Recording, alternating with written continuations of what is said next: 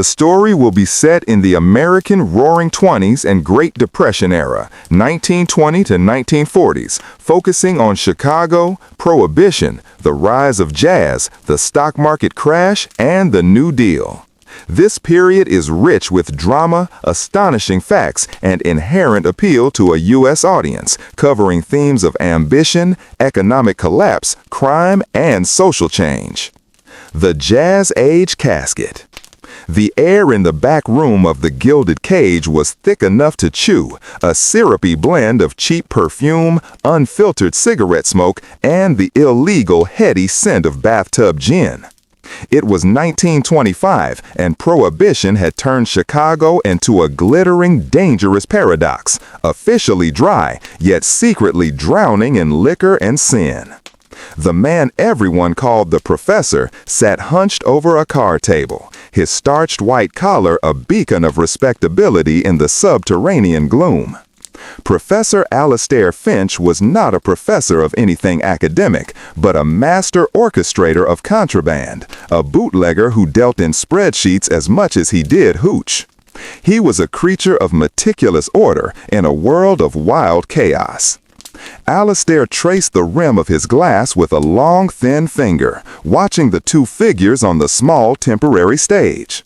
The spotlight, a clumsy thing rigged from an old Model T headlamp, struggled to cut through the haze, illuminating a woman and her trumpet. The woman was Eliza Bullet Jones, and she was the reason Alastair had risked the perilous journey through 3 city blocks controlled by the O'Malley gang just to be here. Bullet wasn't just a jazz player, she was a phenomenon. Her trumpet didn't just play the notes, it spat them, sharp and dangerous, a musical declaration of war against the prevailing silence of the world. She wore a defiant red flapper dress, cut scandalously short, and her eyes, when they occasionally flashed open beneath the brim of a fedora perched jauntily on her sleek bobbed hair, held the electric spark of a city running on borrowed time. Tonight, she was joined by Samuel Silas Carver, a piano man recently arrived from New Orleans. Silas was the opposite of Bullet, a shadow to her fire. He played with a meditative, complex rhythm, a low, rolling undercurrent of blues and ragtime that grounded her frantic, brilliant melodies. "The girl is trouble, Professor," whispered Guido, Alastair's hulking, nervous enforcer, leaning close enough for his stale cigar breath to hit Alastair's ear. "She's got connections, the wrong kind. Half the coppers on the south side are sweet on her, and the other half want her silenced. She don't belong to no one." Alastair didn't take his eyes off the stage. "Precisely, Guido. A free electron, and she's carrying the biggest historical secret this city has ever known, whether she knows it or not." Bullet finished her solo with a jarring, triumphant blast that seemed to crack the silence of the room. A riot of applause and whistles erupted. She stepped off the stage, wiping the mouthpiece with a silk handkerchief. Her eyes immediately found Alastair's. She walked through the throng of dancers and drinkers, flappers with their strings of pearls, and men in their double-breasted suits, with the confidence of someone who knew the real power lay not in the money they spent, but in the forbidden rhythm she sold them. "Professor," she greeted him, her voice surprisingly low and husky. "Didn't think you'd slum it in this rat hole." Alastair offered a polite, detached smile. "Miss Jones, I am here for a transaction, not a social call. And this rat hole, as you call it, is a genuine piece of the American historical experience. A classic speakeasy, operating in flagrant violation of the 18th Amendment. A testament to the enduring American spirit for both profit and pleasure. And what's your pleasure tonight, Alastair? My liquor or my song?" "Neither, Miss Jones, though your rendition of St. Louis blues was utterly intoxicating. I'm here about the map." Bullet's smile vanished. The electric spark in her eyes dimmed to a cold, hard ember. "I don't know what you're talking about." Alastair leaned in, his voice dropping to a conspiratorial murmur, his cultured accent a stark contrast to the surrounding din. The piece of parchment wrapped around the valve casing of your great-grandfather's trumpet. The one with the strange script and the Masonic-looking symbols. The one your grandmother warned you never, ever to show to a living soul.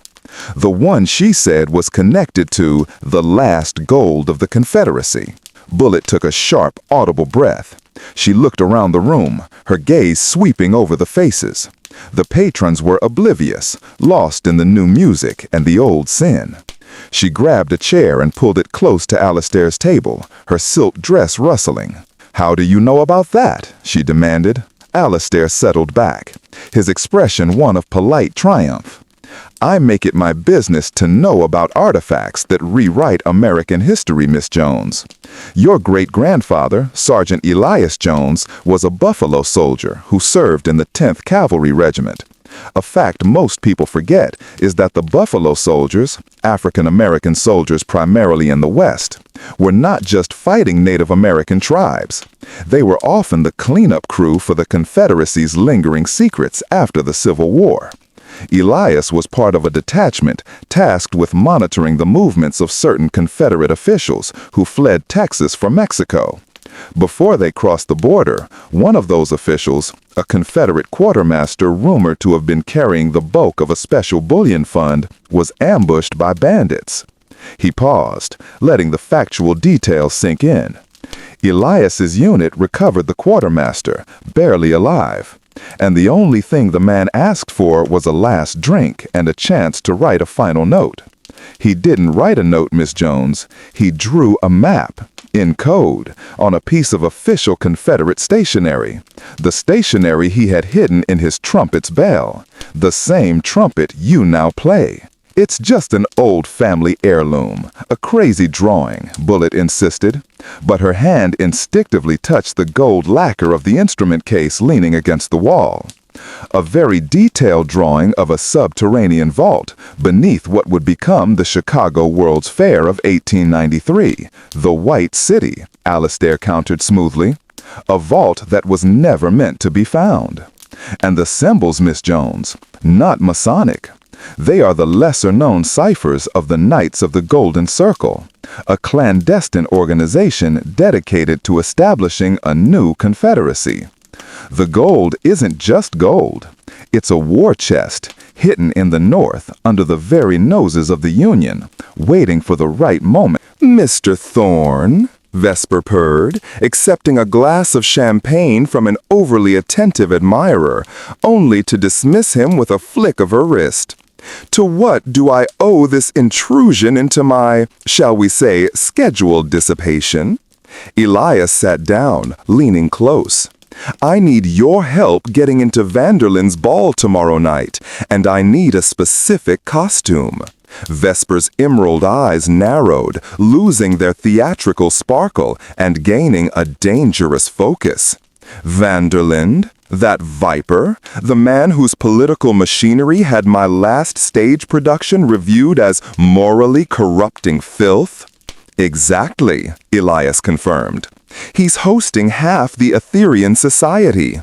One of their members, Arthur Penn, was murdered this morning. I think it relates to something Vanderlyn is hiding beneath his mansion, or rather, beneath the Society's headquarters." He briefly described the medallion, the colonial land deed, and the cryptic Vault of the Uncounted. Vesper listened, tapping a long manicured finger against her champagne glass. "The Ethereans," she finally said, her voice dropping. "They control the funding for every major cultural institution. They are everywhere, Elias. Getting into the ball is easy. Getting out with your neck intact, less so. What do you need the costume for?" "I need to be invisible, not just physically, but socially. I need to be a fixture they don't see." Vesper smiled, a true, calculating smile that made her look like a predator. "A waiter, a footman, the hired help. They truly are invisible in this city. She agreed, not for the money Elias offered, which was negligible, but for the sweet taste of vengeance against Vanderlyn. Vesper had a vast, specialized wardrobe department at the theater, capable of outfitting a small army. By noon the next day, Elias was transformed. His journalistic stiffness was replaced by the practiced, deferential glide of a professional server, dressed in the austere black and white livery of Vanderlyn's staff. Vesper, meanwhile, would attend the ball as herself, the dazzling actress, ensuring all eyes were on her, providing the perfect luminous distraction. The Fifth Avenue facade. Vanderlyn's Fifth Avenue mansion was a monument to excessive wealth, a bastardized imitation of a French chateau. As Elias navigated the crowded, echoing halls, balancing a tray of imported liqueurs, he felt like an alien observer in a strange, dizzying kingdom. The ball was a riot of color, silk, and hypocrisy. Men in historical military masks discussed price-fixing over vintage cognac. Women in elaborate feathered headpieces exchanged subtle threats regarding their husbands' business dealings. And everywhere Elias saw the symbol of the Etherean society, subtly woven into the floral patterns on the curtains, carved into the stone of the fireplace mantel, and sometimes worn openly as cufflinks or brooches by the most prominent attendees. Senator Vanderlyn himself, a man built like a Roman senator with a booming, theatrical laugh, stood at the top of the grand staircase, surveying his domain. He wore a mask of pure gold, obscuring everything but his cold, intelligent eyes. The map piece was indeed brittle, drawn in faded iron gall ink on a small, folded section of Confederate War Department stationery. Alascair's photography revealed symbols matching the KGC's triple-loop cipher, and a rough sectional sketch of the underground layout of the 1893 World's Fair Administration Building, which had burned down but whose foundations remained beneath a new civic structure. The location was incredibly precise. "It shows a sub-basement tunnel," Alastair murmured, adjusting his photographic lens, "built not during the fair, but before, likely by a Confederate spy ring that had infiltrated Chicago commerce during the war, laying the groundwork for a long-term fallback strategy. The White City was merely a convenient distraction built over it." Bullet, watching, felt a profound, unnerving connection to history. Her great-grandfather, a black man in a white man's war, had stumbled upon the ultimate white supremacist secret. It was a poetic and dangerous irony. Her mind was also on Silas, her piano man. He was growing withdrawn, his complex chords taking on a nervous edge. He had a secret of his own, she suspected. The next day, as Bullet was practicing her scales in her cramped apartment, a heavy, silent sedan pulled up below. Two men, not Guido's heavy-handed thugs, but men in perfectly tailored conservative suits, emerged. They didn't have the swagger of gangsters. They had the cool authority of federal agents, or something worse. Bullet recognized the cold, sharp lines of their suits. The Iron Hand Society was faster than Alastair predicted. She grabbed the trumpet, shoved the thousands of dollars Alastair had paid her into a small leather satchel, and fled out the back fire escape, her heart pounding a frantic jazz rhythm against her ribs. She was running from a secret that had been buried for 60 years, and it was fast catching up. The White City's shadow. Bullet plunged into the crowded anonymity of a major Chicago streetcar line. She knew she couldn't hide forever. She needed a plan and an edge. She sought out Silas at the dilapidated boarding house where he lived in the Black Belt, a vibrant, tight-knit community on the South Side. Silas met her with a look of terrified recognition. "You're running," he stated, his voice a low thrum. "They're after the horn, Silas, the gold, the Iron Hand Society." She told him everything Alastair had disclosed. Silas paled, then his face hardened. "The Iron Hand, I know them, Bullet. Not the gold, but the name. They are the men who own the banks, the mills, the railroads, and they own a piece of me, too. My father, he was an accountant, disappeared in New Orleans in 17 after he uncovered a massive embezzlement ring tied to the new Federal Reserve's bond issues. He called it the Great Southern Debt Scam. The men who ran it were high-ranking members of the KGC. Bullet felt the ground shift under her feet. The Civil War secret wasn't just about old gold. It was about modern financial power and corruption. Silas's secret was the other missing piece of the map. His father, the accountant, had found a document that detailed the financial structure of the KGC's funding mechanism, a second ledger that showed not just the location, but the purpose of the gold: to buy up cheap land and vital infrastructure after the inevitable crash. The ledger was hidden, also in code, in the complex sheet music of a unique jazz composition his father had written, a tune Silas had been playing all along, unaware of its true content. The composition was called The Devil's Ragtime. With the two map pieces, Bullet's location cipher and Silas's financial ledger cipher, Alastair was able to pinpoint the exact location. It was beneath the Chicago Board of Trade building, which in the 1920s was booming as the epicenter of agricultural commodity speculation. The Board of Trade was built partially on the very foundations of the old World's Fair district. The vault was not just a hiding place. It was a strategically chosen ground zero for economic and political manipulation. Alastair, Bullet, and Silas formed an uneasy alliance. Alastair would use his treasury cover to get them access.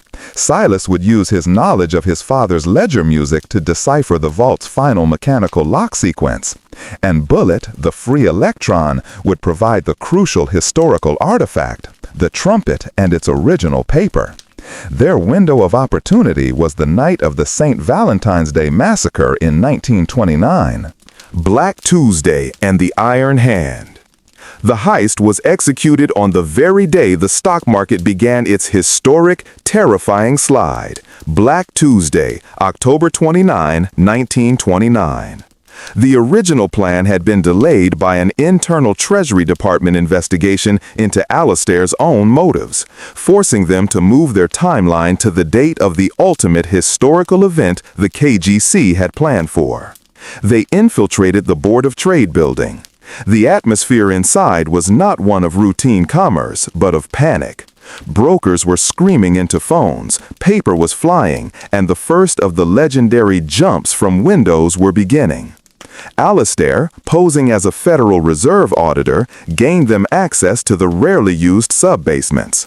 They navigated through a labyrinth of forgotten pneumatic tube systems and early electrical conduits, the very remnants of the White City's subterranean infrastructure. Silas, at the core of the ancient stone structure, began to play the lock. Using a set of specialized, non-invasive acoustic tools provided by Alastair, Silas translated the musical sequences of The Devil's Ragtime into a series of minute vibrational frequencies. His complex piano chords, a synthesis of the South's history and the North's modernity, became the key to unlocking the past. The final stone and steel door of the vault slid open with a deafening hydraulic sigh, revealing a small, dry, and meticulously preserved chamber. Inside, the light of Alastair's lantern fell on stacks of gold bars, but they were not U.S. Mint gold. They were Confederate gold bars, stamped with the rarely seen CS mark, but bearing a unique assay number matching the ledger Silas's father had documented.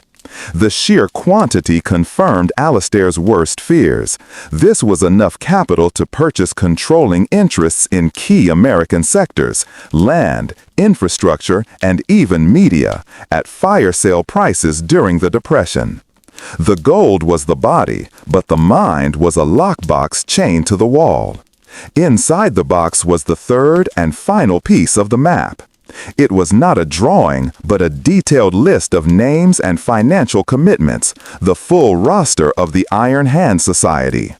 It contained the names of U.S. senators, high-ranking Federal Reserve officials, and powerful industrialists, men who were, at that very moment, publicly denouncing the economic panic while secretly preparing to profit from it and usher in a new, segregated American order. As Alastair photographed the roster, the chilling realization hit them. The Iron Hand wasn't just a ghost of the past, it was a powerful parasite feeding on the nation's failure in the present. Suddenly, the air in the tunnel outside grew cold. The tailored suits were there, the Iron Hand's enforcers, led by a man named Judge Elms, a shadowy former U.S. attorney who was the society's legal and political strategist. Professor Finch, Elms's voice echoed in the stone corridor, perfectly calm amidst the national chaos. We knew the gold was here. We knew you were close. We also knew that the key lay in the hands of the descendants of a low-born soldier and a traitorous accountant. You may be a federal agent, but we are the true, enduring power of this republic. Hand over the ledger and the key. A standoff ensued. Bullet, remembering her great-grandfather's defiance, didn't reach for a weapon. She reached for her trumpet. She put the bell to her lips and began to play. It was not the lively jazz of the Gilded Cage, but a mournful, haunting blues, a song about the pain of history. The sound resonated through the stone chamber, a physical, powerful vibration that seemed to shake the very foundations of the building. The sound, specifically engineered to the frequency Silas had identified, began to affect the thermoregulator valve that controlled the humidity in the vault. The vault was designed to be dry. As the humidity spiked, the centuries-old fragile Confederate currency stacked in the vault corners, the real war chest, a vast quantity of paper intended to be used for instant land purchases, began to swell and degrade rapidly. The gold was a distraction. The paper money, ready to be laundered into the New York banks, was the true initial weapon, and Bullet's music was destroying it. Enraged, Judge Elms ordered his men to fire. A violent exchange erupted. Alastair provided covering fire, and Silas, using his knowledge of the tunnels, created an explosive diversion by sabotaging the building's ancient pneumatic system. Bullet, the trumpet clutched to her chest, ran with the others, but not before she snatched a single critical piece of evidence, the full roster of the Iron Hand Society. Croft pulled a lever, and the lift descended, not with a jarring shudder, but with the smooth, near-silent efficiency that only highly sophisticated hidden mechanisms could possess. They passed through layers of concrete and steel, descending deeper than the deepest subway foundations. The vault of the uncounted. The lift finally stopped, and the doors hissed open onto a vast, vaulted chamber of ancient-looking stone. It smelled of ozone, machine oil, and cold earth. This was not the plush, gaslit world of Fifth Avenue. This was a subterranean labyrinth of forgotten American ingenuity. The chamber was immense, lit by a series of strange, flickering glass coils that gave off a soft violet glow. The walls were lined with massive, intricate brass and copper mechanisms, engines that seemed too complex, too powerful for the 1830s. Professor Finch was obsessed with etheric mechanics, Croft explained, walking Elias through the cavernous space. He didn't just harness electricity, he learned how to manipulate a fundamental, undetectable energy field, the aether, the force that binds the universe. His inventions were limitless, but dangerous. We only adopted 3 major systems: the highly efficient power generator, the long-distance signaling array, and the stabilizing matrix. Croft stopped before the central object in the chamber. It was a towering cylindrical machine, roughly 10 feet tall, constructed of interwoven copper wire and rotating magnetic coils. It pulsed with the violet etheric light, humming with restrained power. "The stabilizing matrix is our greatest secret," Croft declared, his voice filled with reverence. "It doesn't generate power, it manipulates time. Not time travel, but temporal synchronization. New York is the fastest growing city in the world. This machine ensures that every clock, every machine, every heartbeat in this city remains perfectly synchronized and predictable. It is the engine of our stability, the root of the Etherian society's control." Elias realized the terrifying implication. If the city's progress relied on this unstable, hidden science, the Aetherians held an unbreakable, absolute monopoly on Manhattan's future. "But the murder," Elias pressed, pointing to the matrix. "What did Penn see here?" Croft's expression finally shifted, a flicker of genuine anxiety crossing his face. He saw what Finch called a temporal echo, a fluctuation in the matrix. For months, the machine has been registering intermittent spikes of energy, a kind of feedback loop. Croft walked towards a secondary control panel, covered in gauges and complex dials.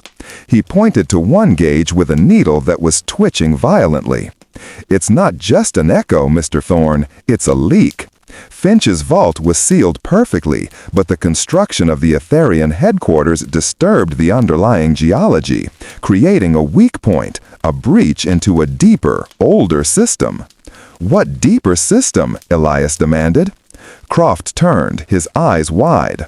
"The Matrix is not alone, Thorne. Finch built a second machine, something he deemed too dangerous to ever activate. He called it the Chrono Disruptor. It was designed to break the synchronization, to ripple across the aether, to erase the past. And the temporal echoes indicate it is somehow activating. Penn was terrified it would erase us." Suddenly, a loud metallic clang echoed through the tunnels. A second, smaller door at the far end of the chamber, hidden behind a stack of crates, slammed open. Standing in the doorway, silhouetted against the dark tunnel, was a figure that defied the Gilded Age. It was a girl, barely 17, dressed in rags, her face smeared with coal dust.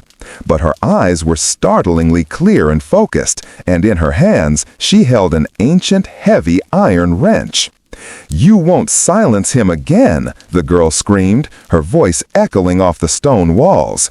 "The ghost is awake, and he remembers." She ignored Croft and sprinted straight for the Chrono Disruptor, ready to smash the control panel. The ghost's messenger. The girl was fast, fueled by desperation and a raw, untamed knowledge of the subterranean layout. She wasn't an outsider, she was a creature of the tunnels. "Stop her!" Croft roared, shedding his scholarly demeanor for a moment of genuine alarm. He lunged forward, but the massive, rotating copper coils of the stabilizing matrix were directly between him and the target. Elias, seeing his chance, didn't hesitate. He feigned a move towards the girl, drawing Croft's attention, then spun and smashed the heavy bronze letter opener he'd pocketed against the glass cover of the control panel Croft had been examining. Gauges shattered, sparks flew, and the violet light of the matrix flickered violently, emitting a sound like 1,000 clocks simultaneously grinding to a halt. Croft gasped, momentarily paralyzed by the destruction of the delicate instruments. "You fool! You've destabilized the synchronization!" The distraction bought the girl the critical second she needed. She reached the large, ominous-looking machine Croft had called the Chrono Disruptor. It was darker than the Matrix, built of iron and black wood, and it was beginning to hum a deep, resonant tone, a sound that vibrated not just in the air, but in Elias's bones. "The ghost is with me!" the girl cried, swinging the wrench like a weapon. Instead of hitting the controls, she struck a specific exposed magnetic coil on the side of the disruptor. The Chrono Disruptor screamed. The violet light in the chamber vanished, replaced by an intense, strobing orange energy emanating solely from the shattered coil. The hum increased to a deafening roar. Elias felt a sharp, sickening lurch, not of the floor, but of his perception. For a fraction of a second, the ancient stone walls around them seemed to shimmer. The brass machinery looked like dust, and he could swear he saw the ghost of the colonial-era storehouse superimposed over the Finch laboratory. Croft recovered, his face contorted with rage. He tackled Elias, slamming him against a stack of forgotten inventors' journals. "What have you done? That machine is unstable." "Ask her," Elias yelled, struggling under Croft's surprisingly strong grip. He pointed towards the girl, who was now scrambling up the structure of the chrono disruptor, ignoring the high-voltage sparks arcing around her. "She is a scavenger, a tunnel rat," Croft spat.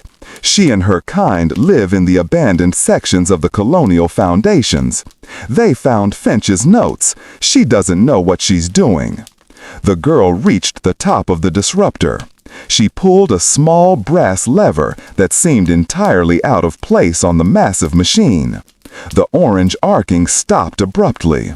The air went silent, heavy, and cold. "I know exactly what I'm doing," the girl said, her breath ragged. "I'm calling him." The uncounted invention. Before Croft could react, the center of the chrono disruptor, a circular iron grate, began to glow. The temperature in the room plummeted. Then, slowly, almost impossibly, a figure began to materialize within the glowing circle. It was a man, dressed in the antiquated but fine wool coat of a gentleman from the 1830s. He looked confused, disoriented, and utterly real. His face was thin, his eyes haunted by a long-ago fire. "Professor Alastair Finch," Elias breathed, recognizing the face from the obscure historical sketch he'd found. The rhythm of the conspiracy. The $1,000 felt like a burning weight in Bullet's satchel, a small fortune that smelled faintly of smuggled rum and old cotton. It was payment for a history she had tried desperately to forget. A history woven into the brass of her great-grandfather's trumpet, the Colonel. Alastair Finch, the meticulous professor, led Bullet and Silas through a maze of back alleys to a discreet brownstone near the loop. The building itself seemed to predate the Great Fire, squat and unremarkable, nestled between soaring new commercial high-rises, a metaphor for the secret history Alastair chased. "My office, as I call it," Alastair said, gesturing to a sparsely furnished apartment on the third floor. It was dominated by a heavy, custom-built table overlaid with photographic equipment that looked less like a darkroom setup and more like a scientific laboratory. No windows facing the street, Alastair noted, pulling down thick velvet curtains over the few that existed. Maximum discretion. This equipment, he tapped the camera apparatus, is designed to capture minute details without damaging the paper. We'll use polarized light to distinguish the iron gall ink from the parchment fibers. Bullet carefully opened the trumpet case. The kernel lay gloaming, its lacquer worn smooth from decades of music and travel. It wasn't just an instrument, it was a lineage. She gently removed the tuning slide, retrieved the small, tightly rolled parchment from its secret spot, and laid it on the heavy table. The paper, yellowed and brittle, bore the faint but distinct marks of the Confederate War Department seal. Alastair worked with the silent, surgical precision of a man obsessed. He layered filters and adjusted the lights. "Observe, Miss Jones," he instructed, peering through a loop. The original lines, the architectural sketch of the subterranean structure, are drawn in standard iron gall ink dating to the 1860s. But these symbols, he pointed to a series of interlocking geometric shapes, these are added in a different medium, possibly a later invisible ink, only visible under specialized light. The polarized light revealed the cipher clearly. The Knights of the Golden Circle's triple loop emblem, a marker used to identify the location to only high-ranking members. Your great-grandfather, Elias Jones, Alistair explained, recording the details meticulously in a small leather-bound notebook, was clearly aware of the paper's significance. By wrapping it around the valve casing, he preserved it from moisture and fire, but also ensured it was always close. It was a soldier's secret, a piece of enemy intelligence hidden in plain sight. Meanwhile, Silas sat quietly in the corner, his long fingers drumming a silent rhythm on his knee. He was absorbed, not by the map, but by the implications. "Professor," Silas finally spoke, his voice quiet but intense. "My father's ledger. It was a detailed breakdown of the funding. The KGC didn't just hide gold. They created shell companies, textile mills, shipping firms across the North in the 1870s and 80s. They laundered the gold into assets, creating a diversified portfolio. The gold vault was their strategic fallback, the core liquid capital waiting for the precise moment of national economic instability. A financial siege rather than a military one," Alistair concluded, nodding slowly. "They were playing a long game. They knew that if the United States government became too centralized, too progressive, the states' rights movement, their ultimate goal, would be crushed. They aimed to buy political influence during a panic." The photographic analysis finished, yielding a high-resolution plate of Bullitt's map section. Alistair then produced his own piece of the triptych, a section recovered from a safe deposit box tied to a deceased banker in Boston. When the two images were digitally aligned, the vault's location was confirmed with chilling clarity. Deep beneath the Chicago Board of Trade building, built upon the former exposition grounds. The devil's ragtime. The next day, the tension ratcheted up. The atmosphere in Chicago had shifted from the hedonistic bubble of the Jazz Age to something darker, more paranoid. Whispers of a coming financial reckoning were no longer just whispers, they were shouted on street corners. Bullitt was at the Savoy Ballroom, a legendary center of black culture on the South Side, preparing for her evening set. She noticed the men immediately, the same cold-eyed, impeccably dressed figures from the day before. They weren't looking for trouble, they were looking for her. She quickly found Silas backstage, his head buried in the sheet music of The Devil's Ragtime. "They're here, Silas, the suits. They're watching the entrance." Silas looked up, his eyes wide. "They knew we'd meet here. The Savoy is a hub. They aren't Capone's boys, Bullitt. They're corporate. They value information over violence, though they aren't afraid to use it." Silas showed her the music. It was a virtuoso piece, filled with polyrhythms and jarring chord changes that mirrored the instability of the era. But embedded in the score, not in the notes themselves, but in the ornamental flourishes and key signature shifts, was a layer of cryptographic data. "My father called it a musical cipher," Silas explained. "It's a substitution cipher based on the octaves and the specific time signatures. The main text is here," he tapped the center of the score, "detailing the shell companies and the KGC's banking intermediaries. But the location of the third map piece, it's hidden in the coda. It refers to a man named Jeremiah Thorne, a former U.S. Senator from Mississippi, known for his virulent opposition to the Federal Reserve and his support for a return to the gold standard. Thorne was the figurehead of the Iron Hand Society. His estate in Virginia was their presumed headquarters and the likely location of the final roster. Their cover was blown.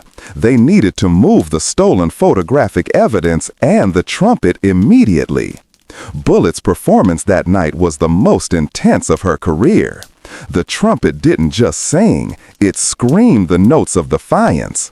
She improvised a solo that incorporated elements of the Devil's Ragtime, a frantic, pleading cry that caught the attention of every person in the packed ballroom, including the two stone-faced men in tailored suits at the bar. During the applause, while the audience was distracted, Silas executed a plan hatched moments before. A stage distraction involving a minor fight in the back, while Bullet, swapping her trumpet case with a decoy filled with rags, slipped out the service entrance. She met Alistair in a borrowed taxi, the real trumpet case clutched tightly in her hands. "Thorn," Alistair said, his face grim when Bullet relayed Silas's findings. "That name changes everything. Thorn isn't just a former politician. He's the chief financial backer of a powerful anti-New Deal lobbying group. He's the head of the Iron Hand. The gold isn't just for buying land. It's to buy Congress." The revelation crystallized their mission. They weren't just treasure hunters. They were fighting a clandestine, century-long political coup aimed at dismantling American democracy. The crash and the ciphers of panic. The next few weeks became a frantic preparation for the inevitable economic collapse. Alistair used his treasury credentials to access historical land deeds and engineering records, verifying the existence of the sub-basement tunnel beneath the Board of Trade. Silas, refining his acoustic analysis, worked out the frequency sequence required to open the mechanical lock. The date was set for October 29, 1929, Black Tuesday. They slipped into the lower floors of the Board of Trade just after dawn, amidst the early signs of the impending catastrophe. The immense trading floor above them hummed with a terrifying, anxious energy. Alistair, dressed in a borrowed janitor's uniform, led them through an old maintenance shaft. The air was thick with dust and the metallic scent of old machinery. They followed the coordinates derived from the combined map sections, finally reaching a massive sealed stone barrier deep beneath the building. Silas set up his modified acoustic equipment, a microphone and amplifier connected to a precision frequency emitter.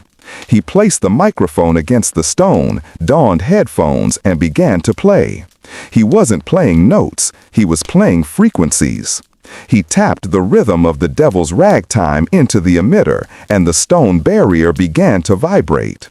The first 3 tones were smooth, low hums that deactivated the primary tumblers. The 4th was a high, sustained whistle, the note of betrayal his father had written, that triggered the final, heavy hydraulic mechanism. With a sound like the grinding of geological plates, the stone slid away, revealing the vault. It was exactly as Alistair had predicted, cool, dry, and filled with a dazzling array of history. Stacks of marked gold bars sat on sturdy wooden pallets, alongside crates filled with obsolete Confederate currency, meticulously cataloged and pressed, the paper weapon. Alistair immediately moved to the steel lockbox chained to the wall. He picked the lock expertly, revealing the 3rd piece of the puzzle. Not a map, but a roll of crisp, modern-looking parchment. It was the full financial roster of the Iron Hand Society, dated just weeks earlier. The list was stunning. It wasn't just old Southern families, it included new names. The CEO of a major Midwest steel company, the vice president of a New York banking consortium, and several powerful lobbyist firms. Their commitments were listed in dollar amounts, post-crash acquisitions fund, totaling hundreds of millions. "They plan to buy the country for pennies on the dollar," Bullet whispered, staring at the names of men whose faces were on magazine covers. Alistair began furiously photographing the list. Just then, they heard the distinct click of a revolver hammer cocking from the tunnel behind them. I expected more subtlety from the Treasury Finch. Judge Elms, the Iron Hand's legal enforcer, stepped into the light, flanked by 3 men. But sending a colored jazz musician and a ragtime piano man after us, that's an insult. Elms sneered at Bullet. "That trumpet is a relic of the Old South's defeat. We're here to reclaim the gold and the power it represents. You've simply led us to the vault." Alistair stood between Elms and the vault, holding the leather-bound ledger. "The gold is evidence, Judge. This isn't just about secession. It's about treason and criminal conspiracy."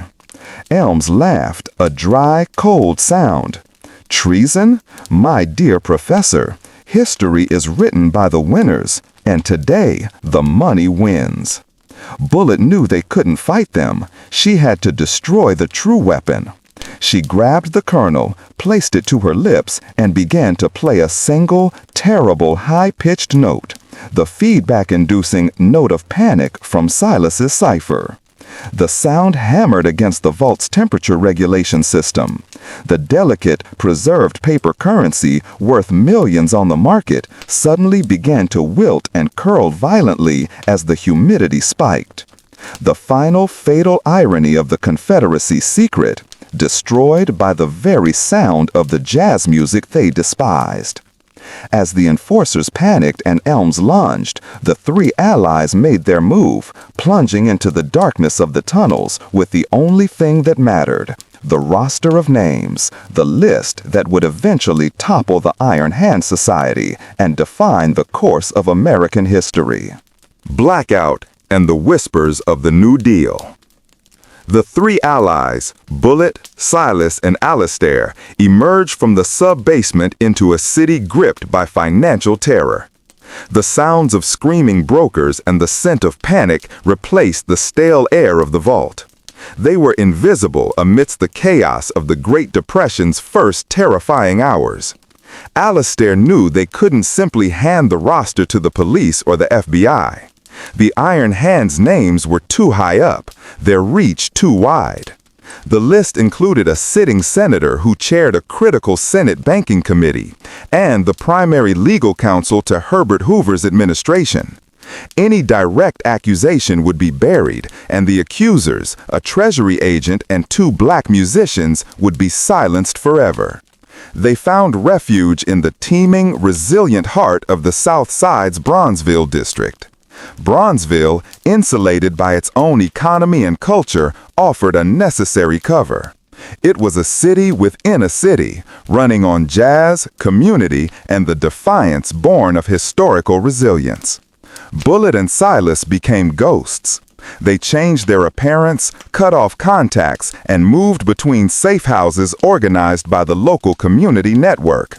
A quiet, powerful web of solidarity that extended from the back rooms of the nightclubs to the pulpits of the churches. Alistair, meanwhile, began the meticulous work of deconstruction. He took the photographs of the roster and created sanitized evidence packages. He needed to dismantle the Iron Hand not with a frontal assault, but by attacking the financial conduits listed on the roster, the shell companies and holding banks. They planned to buy the country's infrastructure during the crash, Alistair explained to Bullet and Silas in a cramped, dark apartment illuminated only by a single gas lamp. They'd acquire bankrupt railroads, insolvent manufacturing plants, and foreclosed farmland. The gold was the seed money, but the real power was in the debt instruments they had lined up. The key was the Federal Reserve. The Iron Hand, despite its anti-Federal Reserve ideology, needed the system to collapse and then use its own connections to acquire the assets. Alistair needed to find the one person within the Treasury Department who was both high-ranking enough and uncorrupted by the influence of the Iron Hand.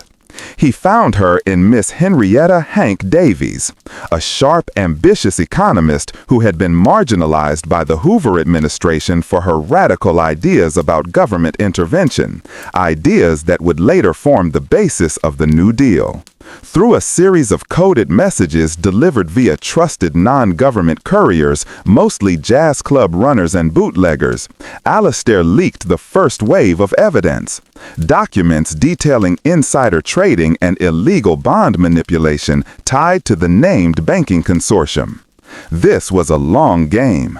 The early leaks didn't expose the treasonous plot, but they triggered low-level Securities and Exchange Commission (SEC) investigations, which were still nascent in 1929. It was a slow poison that began to freeze the Iron Hand's credit lines, making it harder for them to deploy their post-crash acquisitions fund. "They have to," Elias countered. "How do you explain a ghost from 1835 and a temporal anchor? The truth is too absurd, Vesper, but the effects, the symptoms, will be impossible to hide. Over the next few days, Elias, with Eliza, now posing as his quiet, soot-stained research assistant, hiding in his small apartment, chronicled the city's slow, agonizing collapse of efficiency. The trains. Commuter rail lines experienced inexplicable delays. The synchronized clockwork of the switches, signals, and schedules, all subtly influenced by the matrix's steadying energy, was gone. Trains arrived minutes, sometimes seconds off schedule, resulting in near disasters and mass confusion. The stock market. Trading on Wall Street became volatile. The instantaneous transfer of information via telegraph and the synchronized high-speed calculations of the banking machines faltered, leading to cascading errors and massive losses for the uncounted, the small investors. The Ethereum members, thanks to their advanced warning, were able to pull their assets out, insulating themselves from the crash. Manufacturing. The immense steel mills and production lines that relied on perfectly timed automation ground to a crawl. The electrical current that powered the city was suffering random spikes and drops. The Gilded Age's industrial engine was stuttering. The city's elite, still unaware of the supernatural root of the problem, called it the Great Malaise. The Ethereum Society, now led by Vanderlin's remaining partners, used the crisis to consolidate power further. They blamed the chaos on anarchists, corrupt public officials, and foreign influence. The new ghost. Eliza, meanwhile, was obsessed with two things: the recovery of Finch's complete notes and the location of the chrono disruptor. The disruptor didn't explode, Eliza concluded after reading Elias's description of the final moments. It was designed to survive, to be the final repository of Finch's science. And if the matrix is broken, the disruptor, even deactivated, is still broadcasting a low-level reverse etheric wave. Elias realized what she was getting at. Finch hadn't just destroyed the city's present synchronization, he had left a permanent, powerful echo in the city's etheric fabric. They finally located the original site of Finch's first laboratory, a forgotten brownstone on the Upper East Side that had been secretly owned by the Ethereum Society for decades. They broke in using Eliza's inherited knowledge of tunnel passages and rudimentary lockpicking skills. The brownstone's basement was empty, save for a heavy-duty, recently installed steel door. Elias noted the faint, familiar violet glow seeping from beneath the crack. They moved the disruptor here, Elias realized. They want to contain it, perhaps even reactivate it, far from the public eye. Eliza found a small, rusted iron box hidden in the rubble. Inside, carefully wrapped in oilskin, were several pages of Professor Finch's final notes. The ink was faded, but the calculations were chillingly clear. Finch had known the matrix would be found and misused. His last, terrible calculation was a contingency. The notes revealed that the chrono disruptor, now broadcasting its low-level reverse etheric wave, was subtly and intermittently interacting with the destabilized environment of the city. It wasn't erasing the past, but making it visible, a low-level residual holographic phenomenon. It is leaving his memory on the city, Eliza translated, her eyes wide with wonder. Finch hasn't vanished. His temporal self is now imprinted on the city's fabric. He is creating the ghost of Manhattan. The effect was subtle at first, a glint of an 1830s lamppost appearing for a second on a modern sidewalk, the faint, high-pitched scream of a fire long past, the brief spectral image of a colonial-era merchant on a busy street corner. Only those sensitive to the aether or those with highly unstable minds could perceive the echoes. Eliza and Elias had not ended the Ethereum Society's control, but they had given the city a weapon, the ability to see beyond the Gilded Age facade, the ability to see the city's raw, uncounted past now haunting its highly structured present. Elias looked at the notes, then at Eliza, and finally at the steel door sealing the disruptor. He knew his fight was far from over. The real story, the one that would truly shatter the illusion of progress, was just beginning. The Invisible War. Elias now had the impossible task of proving a temporal phenomenon to a city obsessed with measurable material wealth. He held Professor Finch's cryptic final notes, the testimony of a tunnel rat named Eliza, and the knowledge of 2 destroyed time machines. His greatest weapon, however, was his newspaper, the New York Tribune, and his journalistic credibility. The Etherean Society, meanwhile, launched a campaign of sophisticated disinformation.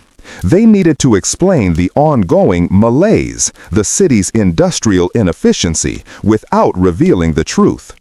Senator Vanderland, having survived the cistern collapse by retreating from the flooded chamber just in time, emerged as the central public figure. He hosted a press conference blaming the city's problems on a coordinated act of economic sabotage, carried out by foreign agitators and anarchists attempting to undermine American prosperity. Elias tried to publish his findings.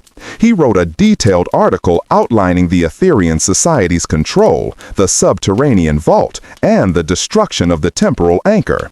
His editor, a cautious and pragmatic man named Mr. Harrington, pulled the article. "Elias, I believe you saw something terrifying down there," Harrington said, rubbing his temples. "But I cannot print a story claiming the wealthiest men in America are running a time travel conspiracy.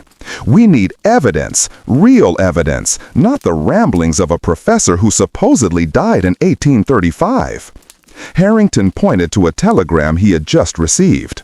"Vanderland has pulled all his advertising from the Tribune. He's leveraged half the city's industry to do the same. If we print this, we lose the paper." This was the Etherean Society's true power, financial suffocation. They didn't need to kill Elias, they just needed to sever his voice. Elias was forced to pursue the story in fragments, burying small, coded references to the uncounted past and temporal discrepancies in articles about industrial delays and market volatility. He was fighting an invisible war against an enemy that controlled not just the city's finances, but its narrative. The flicker of the past. Eliza, now living clandestinely in Eliza's flat, became his eyes and ears on the fringe. She understood the temporal echoes better than he did. "The disruptor is like a broken mirror," Eliza explained. "It doesn't reflect the whole past, only tiny, powerful fragments of moments imprinted with strong etheric energy. Moments of great fear, great change, or great power." The city's population was starting to notice things. Small, inexplicable occurrences. A society woman reported seeing her elegant modern silver teapot momentarily replaced by a crude colonial pewter mug. A stockbroker swore he heard the voice of an auctioneer from the 1850s calling out prices that didn't exist. The most unsettling reports came from the lower Manhattan docks. The persistent, bone-chilling scent of smoke and burnt wood, lingering for hours in areas untouched by fire. These events were all easily dismissed as fatigue, hallucination, or the stress of the malaise. But Eliza and Eliza knew they were the subtle, persistent presence of the ghost of Manhattan. Elias needed to capture one of these echoes, a single, irrefutable piece of evidence. He decided to focus on the area around the original site of Finch's lab and the current location of the contained chronodisruptor, the Upper East Side brownstone. He secured the assistance of an eccentric, disgraced former photographer named Jabez Finch, a distant relative of Professor Finch who had been ridiculed for his early failed attempts to photograph invisible light spectrums. Elias, desperate, promised him the greatest photograph in history. Jabez agreed, setting up his massive flash powder camera apparatus near the brownstone. They focused on an alleyway known for intense, sudden bursts of the burnt wood smell. For 3 nights they waited. Elias stood watch, while Eliza, positioned in the tunnels, monitored the subtle atmospheric shifts that preceded an etheric echo. On the 4th night, Eliza signaled with 3 quick taps on a drain pipe. "It's coming," she whispered as Elias positioned himself behind the camera. A big one, a moment of great fear. Suddenly, the scent of burning wood and sulfur choked the alley. The air grew perceptibly colder. Then, spanning the entire width of the alley, a flickering, semi-transparent image began to coalesce. A spectral vision of a colonial woman, her face contorted in terror, clutching a small box as she frantically ran, pursued by two British redcoats. This was not a ghost. It was a temporal imprint, a moment of profound stress and fear from the city's past, played out on its present stage. The redcoats seemed to be reaching for the woman, their muskets appearing like distortions in the modern lamplight. Elias fired the flash powder. A blinding, deafening boom erupted, illuminating the alleyway for a critical second. The flash powder, with its high thermal signature, was the only light source powerful enough to register the high-frequency etheric energy on the photographic plate. The spectral scene vanished. The air returned to normal. Jabez, trembling, checked the plate. I think I got it, Mr. Thorne.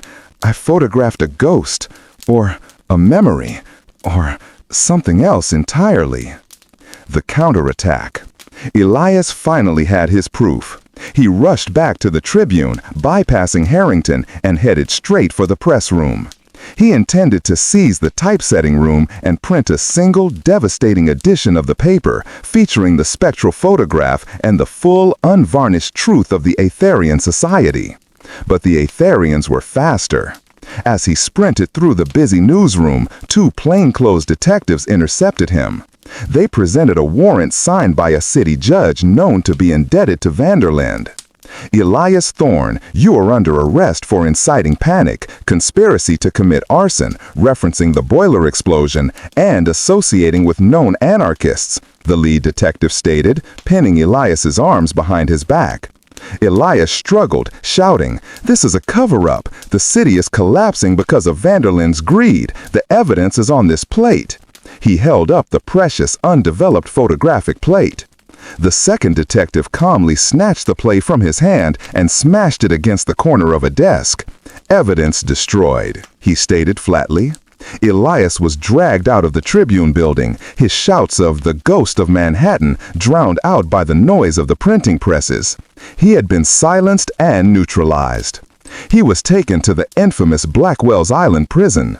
As the ferry carried him across the churning East River, Elias looked back at the glittering skyline of Manhattan, the proud, impossible city built on secrets and stolen time.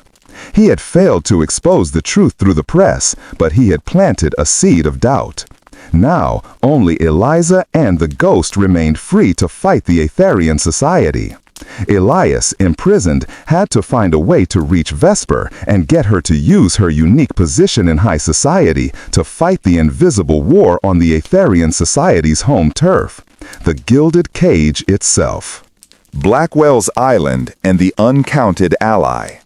Blackwell's Island, a place of profound despair and isolation, sat like a cold stone in the East River. Elias, stripped of his fine clothes and his journalistic identity, was now inmate 472. The prison was meant to break spirits, but it only sharpened Elias's resolve. He needed to get a message to Vesper. His opportunity came through an unlikely ally, Gideon Vance, a former typesetter from the Tribune who had been imprisoned years ago on a trumped-up charge orchestrated by Vanderland himself. Vance was a silent man with deft hands and an unwavering grudge against the Aetherian elite. Elias confided in Vance, detailing the full absurd truth of the Matrix, the Ghost, and the Aetherian Society's temporal control. Vance, having witnessed the Society's relentless financial manipulation firsthand, believed him instantly. "The Society fears two things," Vance whispered during a grueling work detail in the laundry. "The truth being printed and the uncounted rising up. They built this city on the backs of the invisible workers, the ones they never bother to list." Vance agreed to smuggle a coded message out. Elias wrote a brief note on a scrap of cloth using diluted bleach. detailing the fate of the photographic plate and the location of Elias's flat. Most crucially, he asked Vesper to perform a highly specific, dangerous task: infiltrate the Etherean Society's annual Winter Solstice Gala. This gala was the most secretive event in New York's calendar, a night where the society members, relieved of public scrutiny, truly discussed their operations. It was scheduled for only 3 days away, to be held at a secret location known only as the Cryptos. Vesper's Gambit. The Cryptos. Vance's contact, a sympathetic ferryman, delivered the coded cloth to Vesper. She, already suspicious after Elias's abrupt disappearance and the Tribune's silence, was galvanized. Vesper realized that she couldn't rely on the press or the law. The war had to be fought on the society's own ground, the social battlefield. She understood the power of performance, distraction, and the corrosive nature of gossip better than anyone. Her first task was to locate the Cryptos. This was not a physical location, but a code word for the society's most private meeting place. Leveraging her high society connections, Vesper spent a frantic day extracting information. She finally learned that the Cryptos was the society's private vault beneath the New York Public Library, constructed with society funds and accessible only through a hidden entrance in the main reading room's floor. Vesper knew she needed a partner.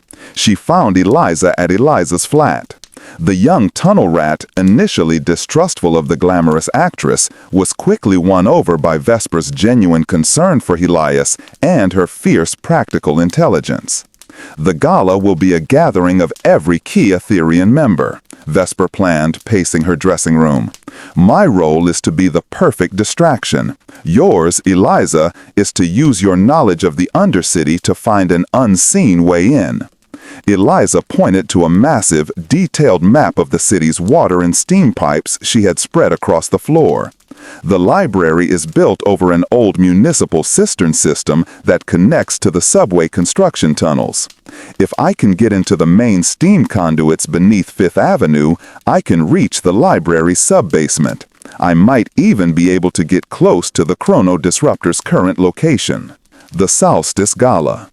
The night of the gala, the library glowed with an unusual subdued light. Vesper arrived in a stunning, custom-made gown, her entrance a masterpiece of calculated drama. Her performance began immediately. She didn't seek out Vanderland. Instead, she focused on his most nervous and talkative subordinates, subtly planting seeds of catastrophic financial panic. "The society fears two things," Vance whispered during a grueling work detail in the laundry. "The truth being printed and the uncounted rising up.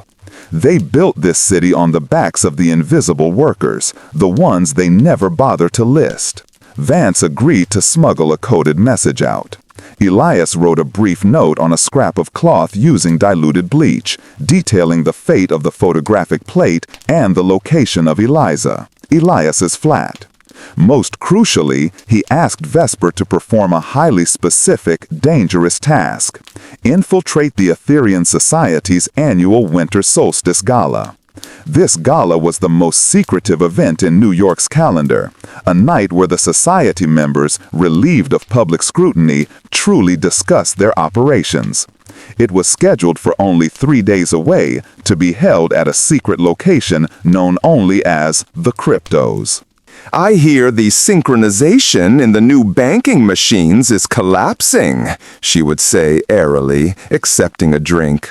"They say it's affecting memory. Clients are forgetting their account balances. Utterly tragic." Her rumors, echoing the true effects of the broken matrix, caused visible unease. The Ethereans feared the social fallout more than anything. Meanwhile, in the darkness beneath the city, Eliza, equipped with a coil of rope and a dark lantern, navigated the cramped, hissing steam tunnels. She was looking for a specific, often ignored, colonial-era drain pipe that her grandfather's notes claimed led directly to the library's sub-basement. She found it, a rusted, narrow pipe labeled 1842 overflow. It was a tight squeeze, but she was small and determined. She wriggled through, dropping silently into the library's massive, echoing sub-basement. She wasn't alone. In the center of the dusty, cathedral-like room, surrounded by newly installed steel walls and buzzing generators, stood the chrono disruptor. The Etherians had moved it here, attempting to contain its reverse etheric broadcast. Eliza approached cautiously. The disruptor wasn't active, but the sheer force of its silent, suppressed power radiated heat. Suddenly, a voice cut through the silence. "The ghost's little messenger. I was expecting you." Senator Vanderlyn stepped out of the shadows. He wasn't in formal wear, but a dark, practical suit. His face was drawn with exhaustion, his golden mask gone. He looked less like a Roman senator and more like a desperate, cornered merchant. "Your professor and his technology have nearly bankrupted the society, girl," Vanderlyn growled. "But we are not defeated. We have the disruptor, and we have a new plan. A reset. The final gambit." Vanderlyn explained their desperate, terrifying contingency. The Great Malaise was proving too destructive to control. Instead of fixing the Matrix, the Etherian Society planned to use the disruptor to perform a controlled, targeted temporal shift. "We are going to erase the last 10 years of industrial progress," Vanderlyn explained with manic fervor. "We will roll the timeline back to a point just before the Matrix became operational. We lose some wealth, but we eliminate the unstable technology, and, crucially, we eliminate every law, every policy, and every competitor that threatens the Etherian Society.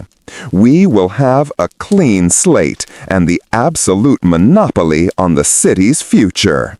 Vanderlyn pulled a single archaic key from his pocket, an ornate, almost ceremonial artifact made of polished black stone.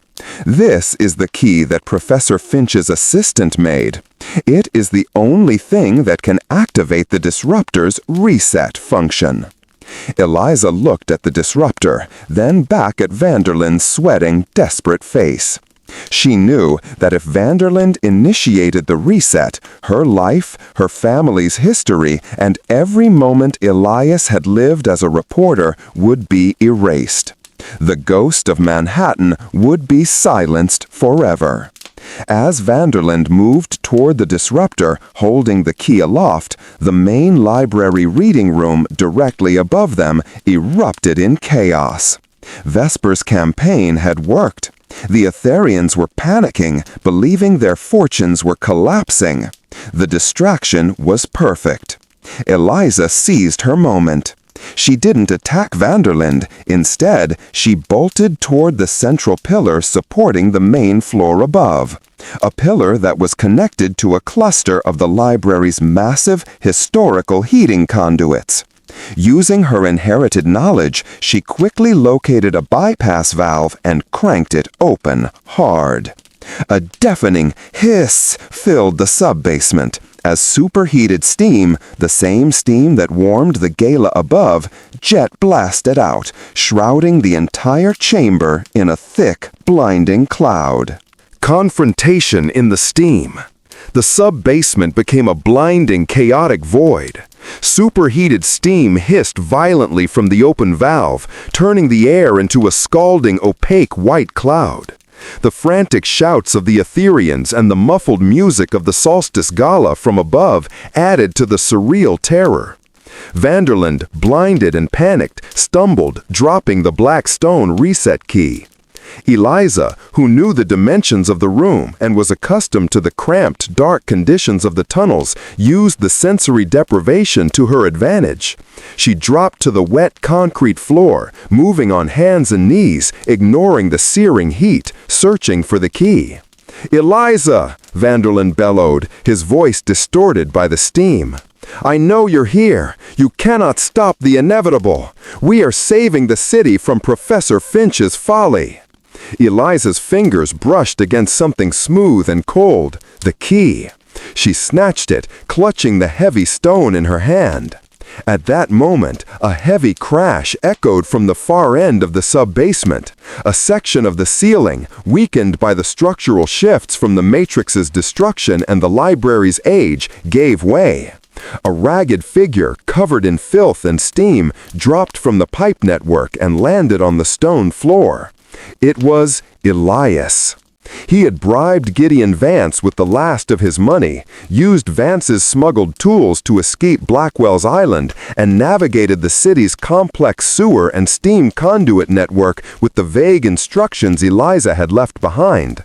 His journalistic mission now was personal survival. He saw the chrono disruptor silhouetted in the center of the room, and the desperate Senator Vanderland lunging toward a small, crouching figure, Eliza. "Vanderland!" Elias yelled, charging through the steam. The senator, momentarily distracted, spun around.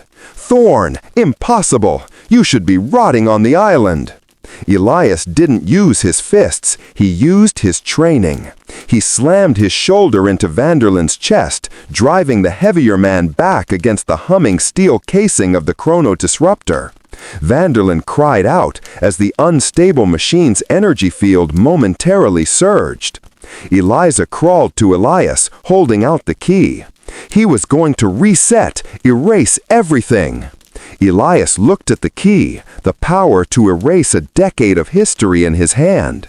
He looked at the disruptor, its large circular activation panel exposed. He knew they couldn't simply destroy the key or the machine. The Etherians would just find another way. They had to use Finch's own science against the society. The ghosts broadcast. He remembered the words from Finch's final notes that Eliza had translated. The disruptor, when subjected to an opposing etheric frequency, will not erase, it will broadcast. "Eliza," Elias said, shouting to be heard over the steam. "You have to know Finch's frequency, the one that activated the anchor." Eliza shook her head, terrified.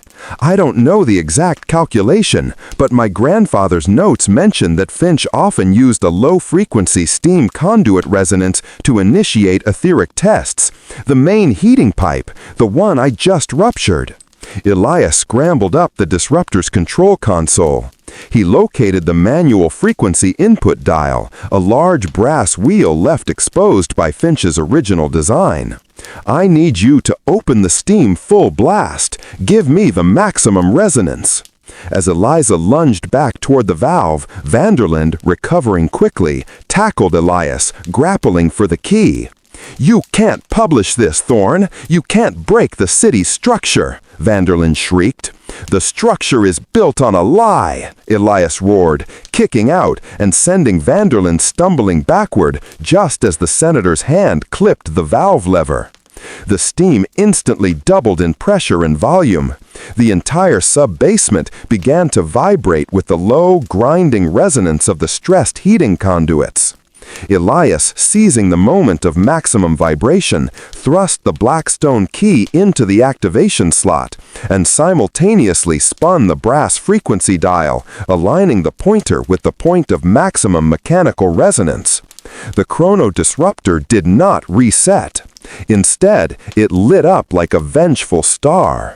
The machine, now absorbing the steam resonance and the unstable etheric energy of the broken matrix, emitted a blinding, brilliant white light. The hum of the machine became a deep, melodic tone. This was the ghost's broadcast. The truth uncounted. The effect was instantaneous and citywide. In the library above, the gala instantly stopped. The white light filtered up through the floor, engulfing the terrified Etherian elite. The melodic tone resonated deep within their chests. Across Manhattan, the temporal echoes ceased to be subtle flickers. They became massive, full-color, three-dimensional apparitions. In the financial district, the spectral image of the slave market from 1790 rose over Wall Street, visible to every panicked banker and broker. In the manufacturing district, the spectral images of dozens of overworked, impoverished children from the 1880s, their small hands frozen over looms, appeared over the factory floors. And most devastatingly, directly over the Aetherian Society headquarters, a clear, shimmering image of Professor Alastair Finch standing before his original functional matrix appeared for a full, terrifying minute. He was silently pointing a spectral finger at the Society's front doors. The entire city saw the uncounted past, the truth of the foundations upon which the Gilded Age wealth was built. They saw the slave labor, the child exploitation, and the ghostly image of the forgotten inventor whose genius had been stolen. In the sub-basement, the white light faded. The steam died down. Vanderlyn lay on the floor, his eyes wide and vacant, his political and social power utterly shattered by the forced vision of the truth. He was a broken man, reduced to the uncounted. Elias and Eliza stood together by the now silent, inert chronodisruptor. They had not destroyed the Aetherian Society, but they had stripped away their most effective weapon, the illusion of legitimacy. They had successfully made the ghost of Manhattan a physical reality, witnessed by everyone. Epilogue: The Permanent Echo. The fallout was immediate and catastrophic for the Aetherian Society. The forced public witnessing of the temporal echoes, coupled with Elias's final devastating exposé, which Vesper secured and rushed to a rival newspaper, destroyed the Society's reputation. The public could no longer dismiss the malaise as sabotage. They had seen the true cost of their city's progress. Vanderlyn was arrested, charged not for murder, which was too difficult to prove, but for massive financial fraud and destabilization of public utilities, crimes the city was eager to prosecute after the collapse of their industrial engine. Elias Thorne was hailed as a hero. His story, The Ghost of Manhattan, became the single most famous, defining article of the Gilded Age, forever altering the public's perception of the city's history. He proved that the truth, no matter how absurd or uncounted, was always the most powerful force. The chronodisruptor remained dormant in the library basement, deemed too dangerous to move or destroy. The temporal echoes never fully disappeared. The disruptor's broadcast had left a permanent imprint. For decades to come, New Yorkers would report strange, fleeting moments of the past. A glimpse of a forgotten child, the scent of a long-gone tea shop, or the shadow of a colonial soldier. A constant spectral reminder of the city's true foundations. Eliza used her newfound visibility and Finch's recovered notes to establish the city's first true historical archive, focusing not on the rich, but on the uncounted laborers and forgotten inventions that built New York. She became the ghost's guardian. Elias and Vesper, united by their extraordinary partnership, continued to dismantle the remnants of the Society's financial network, ensuring that the Gilded Cage would never be perfectly sealed again. They had silenced the time machine, but they had woken the city's past, leaving the indelible, haunting, and necessary presence of the ghost of Manhattan to guard its future. The Uncounted Archives. The weeks following the Ghost's broadcast were a period of intense reckoning for New York City. Elias, having been exonerated and celebrated, immediately returned to the Tribune. He now had the platform and the irrefutable citywide testimony to publish the full, unvarnished story. The Aetherian Society was publicly ridiculed and legally dismantled, their secretive operations now laid bare. Eliza, true to her promise, took possession of Professor Finch's recovered notes.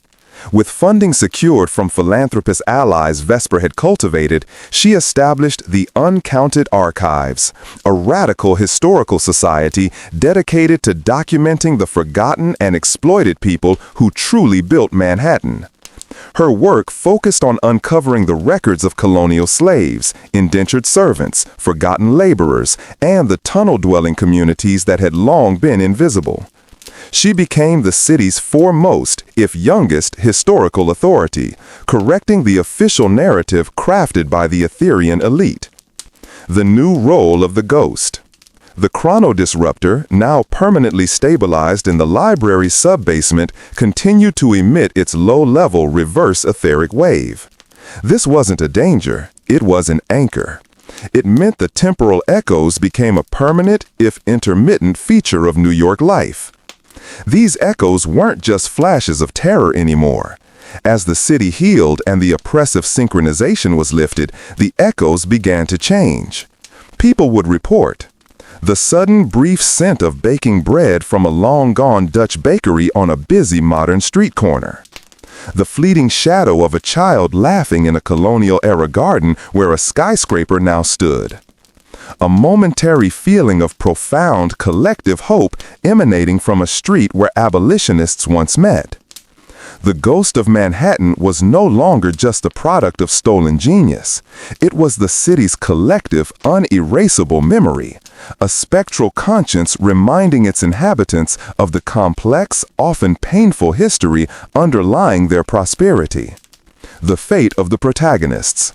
Elias Thorne married Vesper, Eleanor Hayes, and together they became a formidable, unconventional power couple.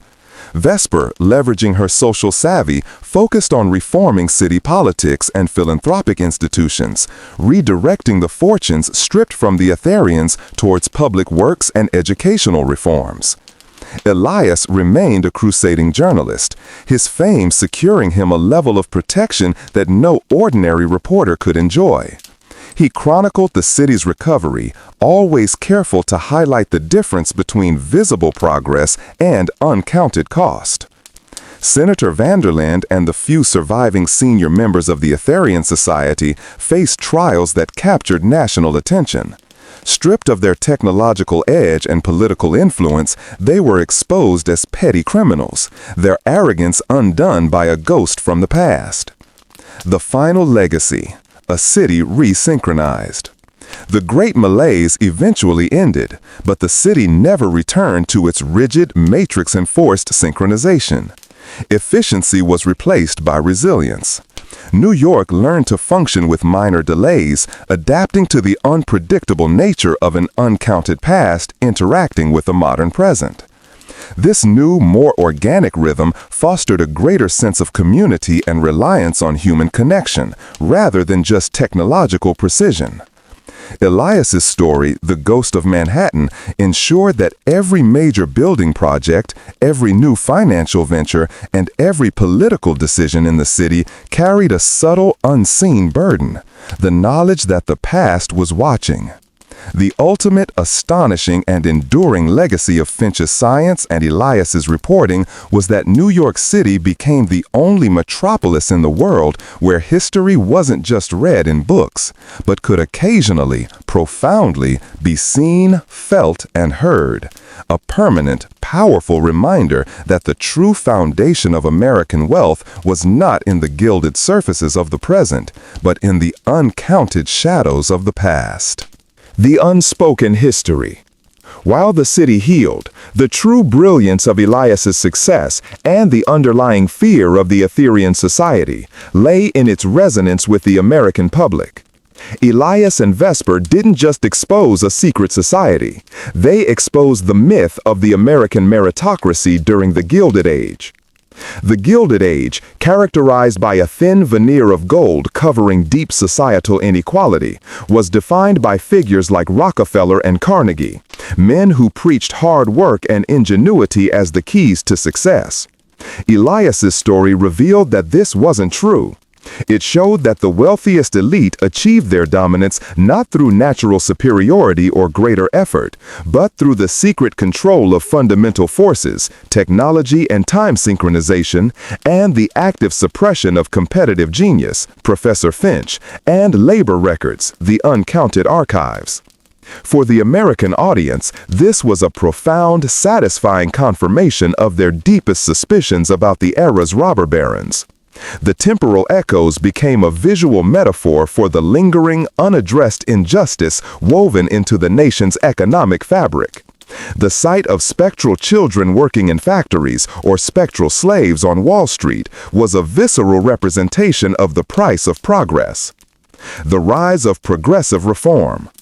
The collapse of the Aetherian society and the subsequent public outcry fueled the burgeoning progressive era in American politics. Before Elias's story, reformers fought individual battles against monopolies, child labor, and political corruption. After the Ghost's broadcast, they fought a unified war against the system that made such injustice possible. The revelations led directly to major reforms. Financial regulation. Calls for federal oversight of the stock exchange intensified, driven by the documented chaos of the Great Malaise and the Aetherians' financial manipulations. Labor laws. The evidence from the uncounted archives galvanized the labor movement, directly resulting in the implementation of the first meaningful child labor laws in New York State and demands for safer working conditions across the country. Urban planning. The discovery of the elaborate subterranean network beneath the city forced a re-evaluation of city planning, leading to greater public control over infrastructure and utility management away from the hands of private cartels. The Ghost of Manhattan became the unexpected champion of the American working class, its spectral presence a constant reminder of the need for transparency and accountability from the powerful. The legacy of the uncounted.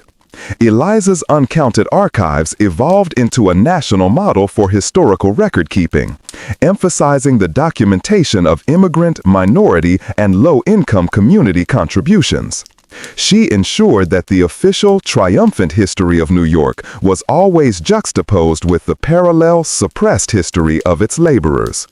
The final legacy of the story was the permanent change in the American psyche.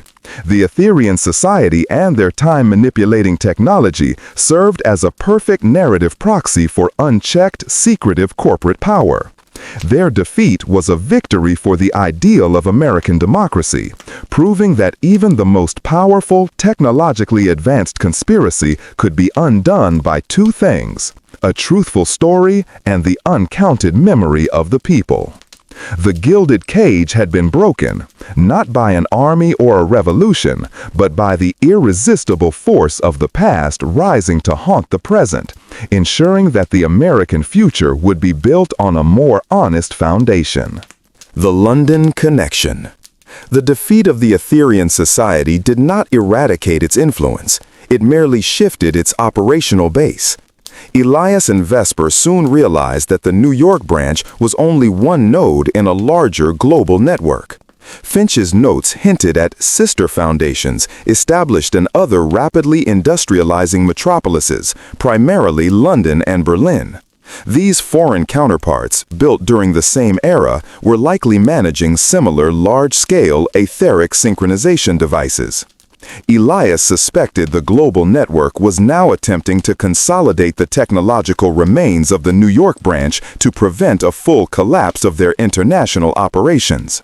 He focused his journalistic efforts on a highly secretive Anglo-American venture, the construction of the first transatlantic telegraph cable.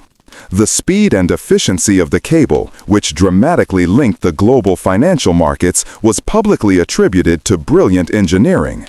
Elias, however, found evidence in the seized Aetherian ledgers that the cable's performance was too good. It exhibited a remarkable stability and lack of interference, characteristics that Finch's notes explicitly linked to subtle, long-range etheric stabilization. The London cryptos, the equivalent of the New York branch's hidden vault, was likely situated beneath the sprawling, complex web of London's financial district, leveraging the power of the cable itself. The agent of the crown. Elias needed an intermediary abroad. He found one in Lord Alastair Pembroke, a minor British nobleman and academic who had been publicly scorned for advocating against the unchecked expansion of the British railway system, a system that, like the New York banks, was heavily influenced by the global Ethereum network. Pembroke's theories about unnatural efficiency and suppressed industrial accidents mirrored Elias's findings. Elias sent Vesper to London under the guise of an extended theatrical tour. Her true mission? To establish contact with Lord Pembroke and investigate the Anglo-Aetherian Society, AAS. Vesper's infiltration was smoother than Elias's, relying on the British elite's susceptibility to American glamour and novelty. She quickly learned that the London branch operated with far greater subtlety. Instead of technological control, their main focus was social engineering, using their synchronization technology to subtly influence the flow of information, ensuring political decisions always favored the Crown's industrial allies. Pembroke confirmed Vesper's suspicions. He revealed that the London AAS headquarters was not in a mansion, but built into the foundations of the Bank of England. Its etheric matrix was disguised as a massive, intricate clockwork mechanism that supposedly regulated the gold standard. The temporal slip in the fog. Pembroke guided Vesper to the specific location, a fog-shrouded corner near the bank. As Vesper stood watch, she experienced the full, horrifying effect of a massive, actively running etheric matrix. Unlike New York's broken echoing machine, London's was working. She didn't see ghosts, but she felt an oppressive, manufactured sense of historical inevitability. "It is subtle but total," Pembroke whispered to Vesper. "The machine here forces the present to conform to the society's preferred version of history. It stifles innovation, promotes rigidity, and ensures the status quo of the empire remains absolutely, temporally fixed." Then Vesper saw her own version of the temporal echo, unique to the London matrix. As a hansom cab passed by, the air shimmered, and for a terrifying second, the cab seemed to accelerate backwards by a few feet, before snapping back into its forward motion. A brief, unsettling temporal slip. Pembroke called it etheric drag, the machine trying so hard to enforce a rigid timeline that reality briefly slipped in protest. Vesper realized the immense danger. If the London matrix was running at full power, it posed a greater, more structured threat than the New York branch ever did. It wasn't just hoarding wealth, it was manipulating the entire course of Western history. Elias's fight had just become a fight for global chronological freedom. Vesper transmitted a coded cable back to Elias. "The ghost of Manhattan has a relative. The Crown's clock is running too fast. We need the uncounted." She needed Eliza's unique knowledge of Finch's science and the operational counterfrequencies to disrupt the powerful, stable London matrix. The next phase of the fight required a transatlantic collaboration between the journalist, the actress, the impoverished historian, and the rogue lord. The uncounted crosses the Atlantic. Eliza was initially hesitant to leave New York. The uncounted archives were still fragile, and she was the only person who truly understood the subtle language of Finch's notes. However, the coded message from Vesper convinced her. The threat of a temporal reset in London, a structural manipulation of history far greater than the chaos in New York, was too great to ignore. Using funds covertly secured by Vesper from a sympathetic theater owner, Eliza booked passage under a false identity. She carried not gold, but the most crucial remaining artifacts. Finch's complete set of operational blueprints for the stabilizing matrix and the chronodisruptor, carefully transcribed onto microdots hidden inside the spine of a volume of colonial poetry. Elias, remaining in New York to manage the relentless public fallout and legal attacks from the residual Aetherian network, focused on providing intelligence. He tracked the transatlantic flow of financial instruments, noticing a peculiar synchronicity in the massive gold shipments between the Bank of England and its New York affiliate. This, he suspected, was not just capital transfer, but the movement of etheric material needed to maintain the London Matrix's colossal power. Meeting the Lord and the Lady. Eliza arrived in London, a city that felt oppressively ordered and strangely still, a stark contrast to Manhattan's newly chaotic vitality. Vesper met her, dressed not in theatrical silks, but in the elegant, unassuming tweed of a lady of the minor gentry. The meeting with Lord Pembroke took place in his dusty, book-lined study. Pembroke, a man of precise movements and academic intensity, was initially skeptical of the grimy young American girl. "This is not a matter of social reform, Miss Hayes," Pembroke stated stiffly to Vesper. "This is a structural flaw in reality. We require pure science." "Then you require her," Vesper countered, gesturing to Eliza.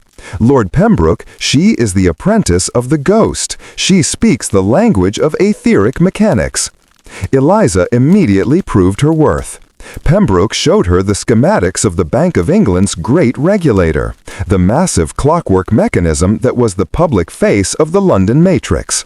"The clock is perpetually accurate," Pembroke noted, pointing to the diagram, "but every 7 days it requires an enormous burst of power, drawing from the central core." Eliza scanned the schematics, comparing them to Finch's notes. "It's not power it's drawing, it's etheric dampening. The London Matrix is so stable, it's creating a temporal vacuum at the core. Every 7 days, it has to feed on destabilizing energy, which is why the transatlantic cable is so critical. It draws chaotic energy from the New York side to keep the London side perfectly rigid." Eliza pinpointed a flaw in the system that Finch had accounted for. A small, concealed access shaft running from the old Roman-era foundations beneath the Bank of England, leading directly to the Matrix's core. The same shaft used centuries ago by the original engineers to access the deepest water table. The plan: breaking the Crown's clock. The new plan was audacious and relied entirely on the unique knowledge and skills of the team. Vesper, the distraction. She would host an elaborate, scandalous social gathering, a salon, in a highly visible Mayfair townhouse, drawing the attention of the city's elite and, crucially, the AAS members who monitor the social pulse of the empire. Lord Pembroke, the cover. He would use his academic credentials to gain access to the Bank of England's archives, claiming he was researching the historical stability of the gold standard, providing a legitimate reason for his presence near the basement. Eliza, the catalyst. She would navigate the Roman tunnels and, guided by Finch's plans, utilize a counter-frequency method to disrupt the Matrix. She wouldn't destroy it. Destroying a fully active matrix could have truly unpredictable, catastrophic temporal effects. Instead, she would force it into a state of controlled, permanent instability. Eliza prepared the counter device. A small, portable brass resonator built from components purchased discreetly from London's burgeoning electric shops. The device was designed to broadcast the specific, chaotic, steam conduit resonance frequency that had successfully destabilized the New York chronodisruptor. The operation was set for the night of Vesper's salon.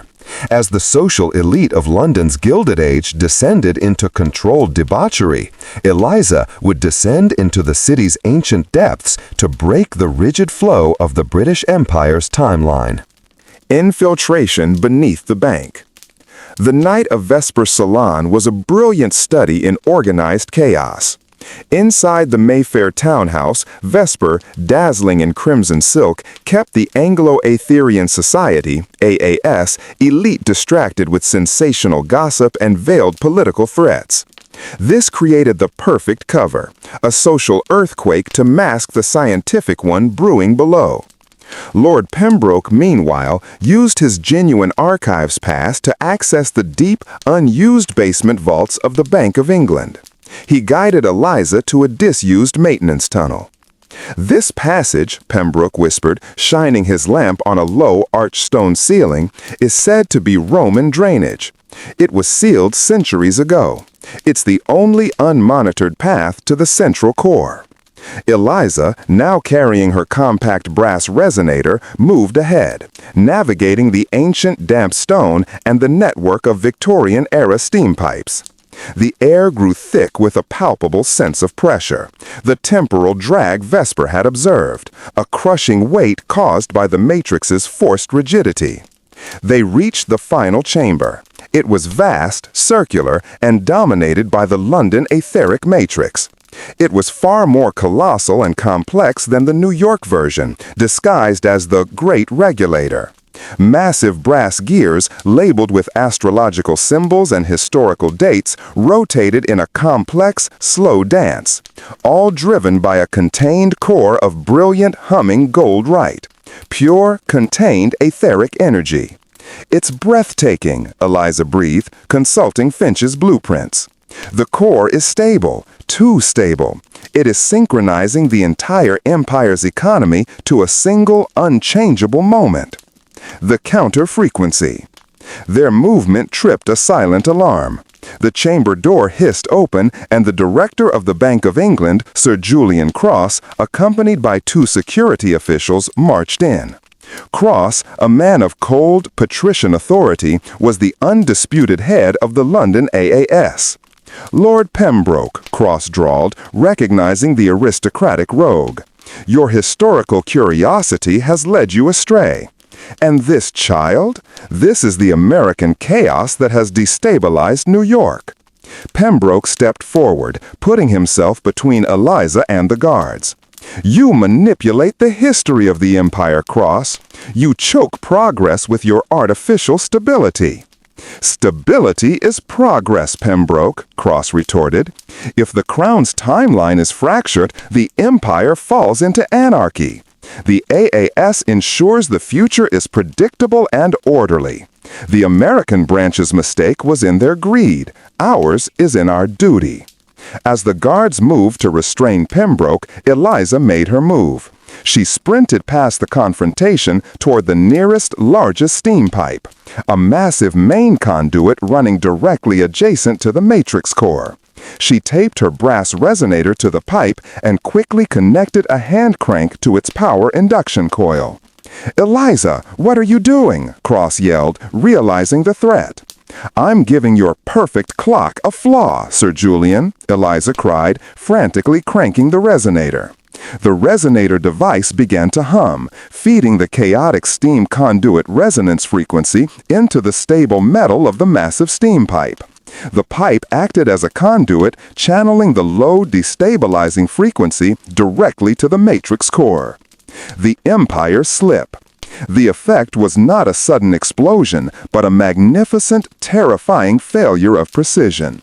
The gold light of the matrix core began to flicker, turning rapidly from pure gold to a sickly, unstable green. The massive brass gears of the Great Regulator shuddered, grinding against one another as they briefly lost their perfect synchronization. The etheric drag instantly reversed, creating a powerful temporal release, a shock wave of freed chronological energy. In the streets of London, the effect was subtle yet profoundly disturbing. The stock exchange. Trading tickers briefly displayed prices from 1880, instantly causing momentary market panic before righting themselves. Westminster. Documents on a desk in Parliament fluttered as if caught in a strange wind, and a member of Parliament swore his own younger face briefly reflected in a window pane. The River Thames. For a spine-chilling moment, a modern tugboat pilot saw the ghostly, towering masts of a man-of-war briefly superimposed over his bow. The London Matrix was not destroyed, but it was broken. Its perfect, rigid control over the Empire's timeline was shattered, replaced by a permanent, deep-seated temporal vulnerability.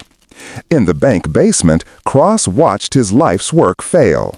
"You have doomed us all to unpredictability." Eliza finished cranking, the resonator glowing red-hot. "No, Sir Julian, we're freed the future." The guards, confused and unsettled by the temporal shockwave, hesitated. Pembroke seized the moment, stunning Cross with a well-aimed punch. Eliza and Pembroke retreated through the Roman tunnels, leaving the head of the AAS to face the terrifying reality of his now imperfect, temporally flawed empire. Return to the uncounted.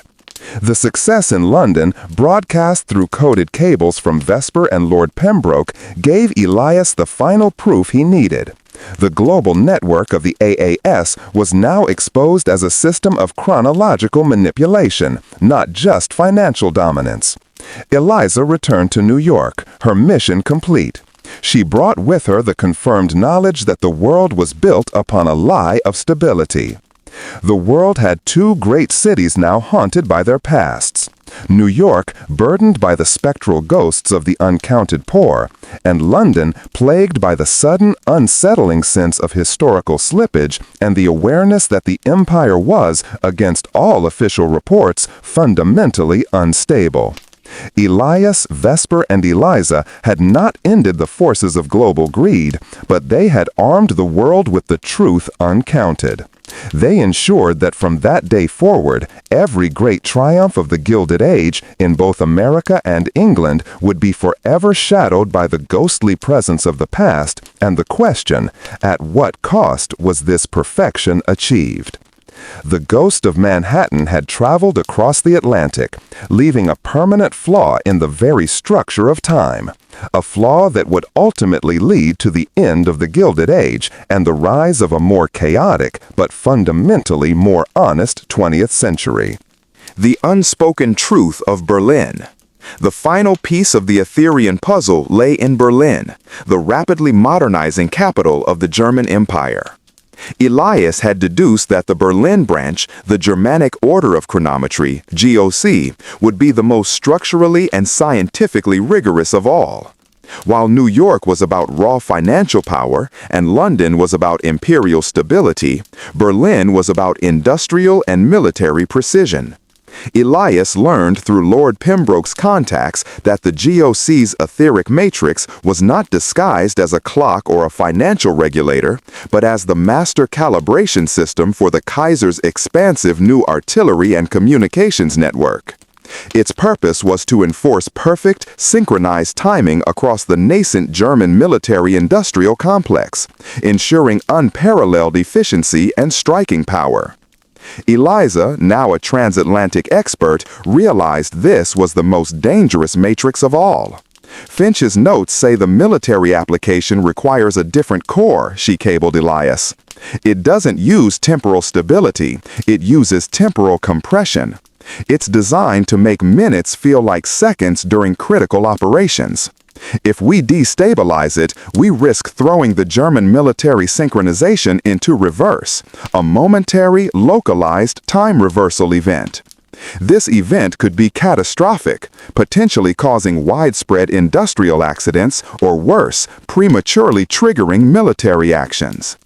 The journalist and the historian.